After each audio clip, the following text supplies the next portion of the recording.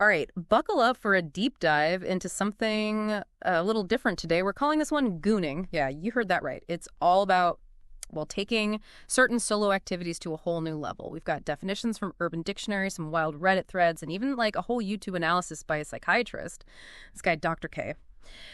So think of this deep dive as your crash course in Gooning. What is it? How does it work? And what are people saying about it? It really is interesting how all of this stuff comes together. Technology, human behavior, these online communities. Exactly. So first things first, what exactly is gooning? Urban Dictionary, which is always a source of colorful language, it talks about gooning as like reaching this trance-like state. Right. But Men's Health gets a little bit more specific. They define it as this prolonged, intense kind of experience with the goal of hitting this goon state. And they actually went and interviewed some self-proclaimed gooners who describe it as like a meditation almost, a way to de-stress and escape. You know, that idea of gooning as stress relief, that's really interesting. Mm-hmm. Is it possible that people are turning to these practices as a way to just cope with the pressures of modern life? Yeah, I can see that. I mean, one guy in that Men's Health article even talked about it as a way to manage his ADHD. But then you've got Dr. K, who brings in this whole neuroscientific angle. Like, he uses this graph, and it gets kind of science-y here, but stay with me. But it shows how gooning might actually work, like the actual mechanics of it in your brain. It maps out the stimulation, then, that point where you reach the big finish, and then how much pleasure you experience overall. Yeah, like he created this pleasure equation, Yeah. mapping out all the different variables. Right. And here's where it gets even more interesting. Dr. K compares gooning to junk food, like how we all crave those, sugary, fatty treats, even though we know they're not exactly good for us long term. Mm-hmm. And he even goes into the history of how this kind of behavior has been viewed. He talks about how back in the 1800s, there was this doctor who called these habitual enthusiasts, let's say, he called them sweaty, sad, angry nerds. Wow. A bit harsh, maybe, but it makes you think, right? It does make you wonder how views on all this have changed over time. But I think what Dr. K is getting at is that exploiting our biology for pleasure, even in this context, it can have its downsides. Exactly. He worries that it could make people feel more isolated, especially because it provides such intense feelings without needing another person. And then there's that whole supernormal stimulus thing.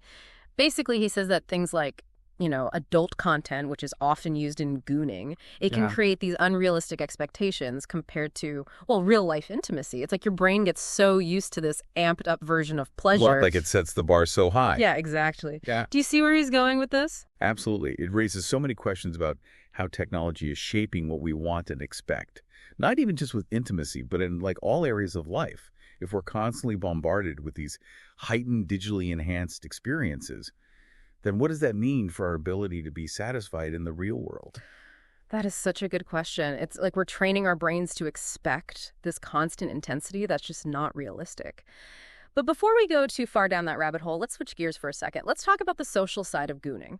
Because believe it or not, there are entire online communities dedicated to this stuff. People sharing tips, experiences, even pictures of their like crazy elaborate goon stations. We're talking multiple monitors, specific setups, the whole 9 yards. Some people are really taking this seriously. Well, this is where you see that gooning, even though it's often seen as this solo thing. It can create this sense of community. Think about you're connecting with people who understand what you're into, who share your, shall we say, enthusiasm.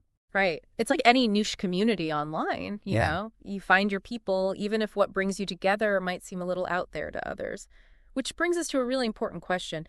How is all of this different from edging? I mean, they both involve, playing with the dials of pleasure a little bit, but there's a key difference, right? Absolutely. Gooning is way more about drawing out the experience, creating this longer, more immersive kind of feeling. It's not just about the finish line. It's about the whole journey. So it's less about delaying and more about like cultivating a specific state of mind. Exactly. The goal isn't the peak. It's about the prolonged, heightened sensations leading up to it. And that's where things get really interesting. Okay, now I'm really hooked. We'll have to dive deeper into all of that in part 2, so don't go anywhere. It's kind of funny when you think about it. Like, we're digging into this topic. Yeah. And we're uncovering this weird paradox. A paradox. Okay, I'm intrigued. Tell me more. Well, on the one hand, you have gooning being seen as this super personal thing, even solitary, right?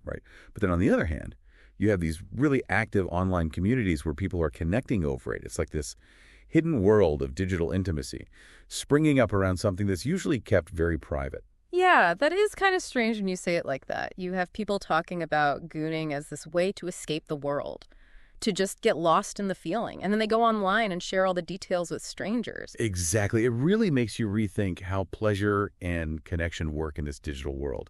Maybe that desire for individual satisfaction, maybe it actually leads to a need for social interaction.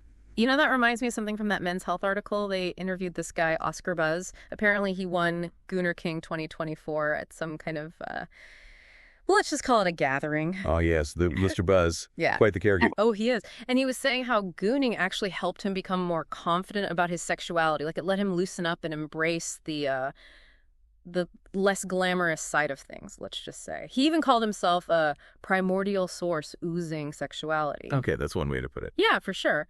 But I think what he was getting at is that for him, gooning was about feeling free and authentic, even if it meant embracing those parts of himself that aren't, usually Instagram worthy. That's a really interesting point. Gooning as a form of self-acceptance. Maybe it's a way to just let go of what society says we should be and connect with our more basic desires. And it seems like that sense of freedom is a big part of why people are drawn to gooning.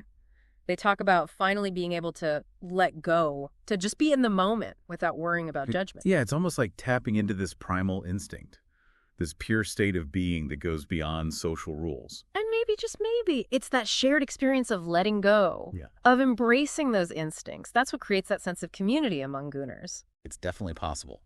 Humans are wired for connection, even if it shows up in ways we don't always expect. Speaking of unexpected, we got to talk about these goon stations. 6 monitors. Come on, is that really necessary?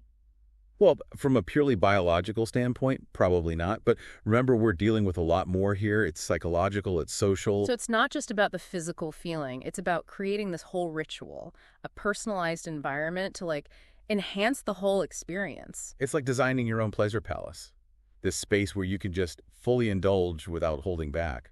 And maybe by sharing those spaces online, gooners are creating this kind of shared ritual, a collective indulgence. Like, hey, check out my awesome goon station. What does yours look like? It's fascinating how technology can create that sense of shared reality, even when it's something as private as this. But let's not forget about Dr. K's warnings. Loneliness, addiction, unrealistic expectations.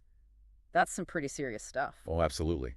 It's important to approach anything that pushes the boundaries of pleasure with caution and self-awareness. Yeah, for sure. So where does all of this leave us? What does this mean for the future of gooning and for how we even understand pleasure in a digital age? Well, those are some big questions. Well, questions for the philosophers, I'd say. But maybe by exploring these practices, these seemingly fringe things, maybe we can learn something deeper about what it means to be human, our need for connection, for pleasure, for pushing the limits of experience. That's what the deep dive is all about, right? Yeah. Exploring the unconventional, the unexpected, and sometimes, even the downright weird. Absolutely. After all, it's often in those uncharted territories that we make the most profound discoveries about ourselves and the world around us. Well said. And on that profound note, we're going to wrap up part 2 of our deep dive into the world of gooning. But stick around, we'll be back with our final thoughts and a question to leave you pondering in part 3. Okay, we're back for the final part of our deep dive into gooning. And I gotta say, I've learned way more about this than I ever thought I would. It's definitely been quite the journey. We went from definitions and slang terms to neuroscience in online communities. It seems like gooning is more than just some internet trend. It's really a window into how technology and human behavior are kind of coming together. Yeah. In some pretty unexpected ways. For sure. And we've seen how it can be a way to relieve stress, a way to explore sexuality, even a path to self-acceptance. But then there's also Dr. K's concerns about the potential downsides, like isolation, unrealistic expectations, even addiction. It's a lot to think about, isn't it? It really is. And it comes down to this tension between the good and the bad of gooning, which I think reflects a bigger conversation about how we experience pleasure in a digital age. Like, just think about it. We have access to so much information and stimulation these days, more than ever before, right? We can customize our experiences, curate our own little worlds, connect with people who share our interests. But then there's also that risk, the risk of getting lost in that digital world. and disconnecting from real-life relationships and experiences. It's a tough balancing act. And I think this whole deep dive has really shown us that. Yeah, you're totally right. It's like we're constantly being pulled in these different directions. On one hand, we want that intense, immediate gratification. But then on the other hand, we know that real fulfillment comes from those deeper, more meaningful connections. So what does all that mean for us? What's the takeaway here? That is the million-dollar question. And honestly, the answer is probably different for everyone. But maybe the first step is just acknowledging how complicated all of this is. Having those open and honest conversations about pleasure, about technology, about our need to connect with each other. Because when we can actually talk about these things openly, that's when we can start to find a healthier, more balanced approach to navigating this digital world we live in. That makes a lot of sense. So as we wrap up this deep dive, I think it's important to leave you with something to think about. If technology is giving us all these tools to maximize our experiences, to create our own realities, to connect with people in these brand new ways, then what does it even mean to live a truly authentic life in this digital age? Now that is a question worth pondering. And with that, we'll leave you to do just that. Thanks for joining us on this deep dive into the world of Gooning. It's been a fascinating and honestly sometimes surprising exploration. Until next time, keep exploring, keep questioning, and keep diving deep into the things that make you curious.